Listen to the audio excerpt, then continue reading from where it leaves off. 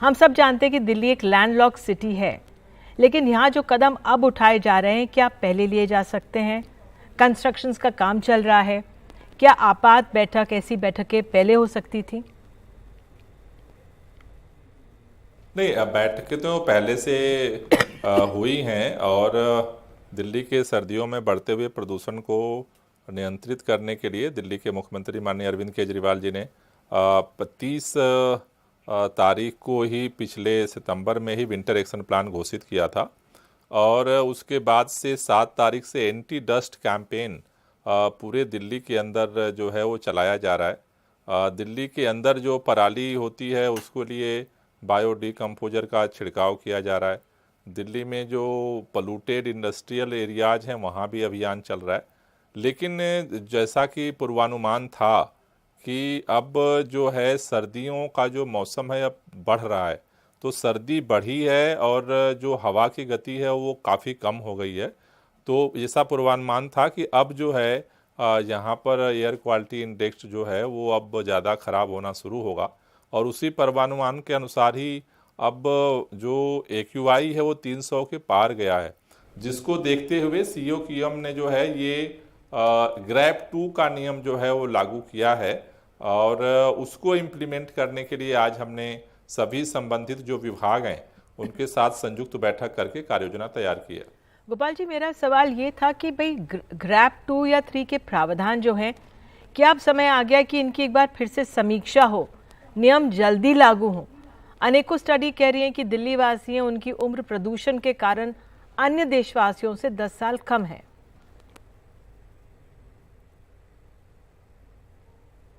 नहीं, देखिए, नॉर्मल जो एवरेज अगर दिल्ली के पोल्यूशन के स्तर को हम देखें तो दिल्ली के अंदर प्रदूषण का स्तर लगातार बेहतर हो रहा है। दिल्ली में अगर एक स्टडी अभी केंद्र सरकार ने अभी जारी किया कि 2015 में दिल्ली में केवल और केवल 109 दिन ऐसे होते थे साल में जिसमें एयर क्वालिटी अच्छी थी।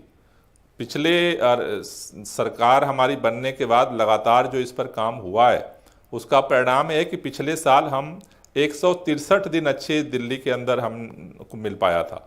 इस साल आज 200 से ज़्यादा अच्छे क्वालिटी के जो दिन हैं वो हमने हासिल किया है। लेकिन जो ये एक महीना है, ये एक महीने में मौसम में जो परिवर्तन होता है उसको देखते हुए अब थोड़े ज़्यादा सख्त जो है वो कार्रवाई करने की ज़रूरत है और उसी लिए पूर्वानुमान पहले जो होता था वो AQI बढ़ने के बाद जो होता था वो एक्शन लिए जाते थे। अब पूर्वानुमान के आधार पर 3 दिन पहले ही ये ग्रेड लागू होते हैं ग्रैप के और उसको कैसे और इम्प्लीमेंट बेहतर तरीके से किया जाए उसके लिए हम लोग कोशिश कर रहे हैं। बिल्कुल। अब फिर ये भी है कि सर, हाल ही में इंडियन एक्सप्रेस में एक लेख छपा था, उसके अनुसार जो ट्रांसपोर्ट है सबसे ज़्यादा प्रदूषण करता है दिल्ली में। आपने भी आज प्रेस कॉन्फ्रेंस में बताया ट्रैफिक हॉटस्पॉट की मॉनिटरिंग कर रहे हैं, लेकिन अब तक ट्रांसपोर्ट से हो रहे प्रदूषण को कम करने के लिए ज़मीन पर क्या ठोस कदम उठाए गए हैं? नहीं, देखिए, जहाँ तक पूरे साल की बात है तो पहला तो जो हमारी जो कोशिश है कि दिल्ली का जो पब्लिक ट्रांसपोर्ट है, प्राइवेट ट्रांसपोर्ट है, उसको इलेक्ट्रिक मोड पे शिफ्ट किया जाए और उसमें हमें सफलता भी मिल रही है। दिल्ली के अंदर अब 800 से ज़्यादा इलेक्ट्रिक बसें, मेरे ख्याल से इतनी इलेक्ट्रिक बसें देश में कहीं नहीं चल रही हैं। दूसरा, 17% आज जो नए व्हीकल लोग खरीद रहे हैं, जो हमारी पॉलिसी है, सब्सिडी दी जा रही है और उसमें इलेक्ट्रिक गाड़ियों की संख्या 17% नए जो व्हीकल खरीदे जा रहे हैं उसमें से हो चुके हैं।